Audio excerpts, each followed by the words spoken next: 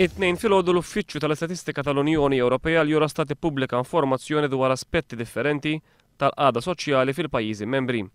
L-Unjoni Ewropea għamlet analiżi ta' kemm huma l-Ewropej f'riskju ta' faqar, kemm ħadmu realment sigħat il-ħaddiem Ewropej meta mqabbel ma kemm setgħu ħadmu potenzjalment u kemm minnhom jifilħu jħallsu l-kontijiet, iżommu darhom sħuna u jiffaċċjaw spejjeż mhux ippjanati fost oħrajn. Jirriżulta li s-sena li għaddiet fl-Unjoni Ewropea kienu 120 miljun il-persuni illi jaqgħu f'dawn it-tliet kategoriji. L-Unjoni Ewropea għamlet analiżi wkoll tas-sitwazzjoni f'kull pajjiż membru tagħha.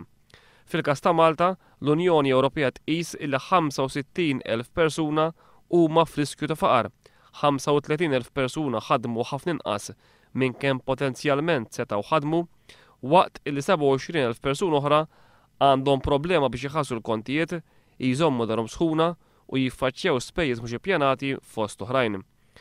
Il-persentaġġ ta' Maltin u Għawċini li jaqgħu f'xi waħda minn dawn it-tliet kategoriji żdied bi kważi 2% mill-2008 u l-2011 minn 19.6% għal 21.4%. Bħala medja fl-Unjoni Ewropea kollha dan il-persentaġġ żdied b'0.7%.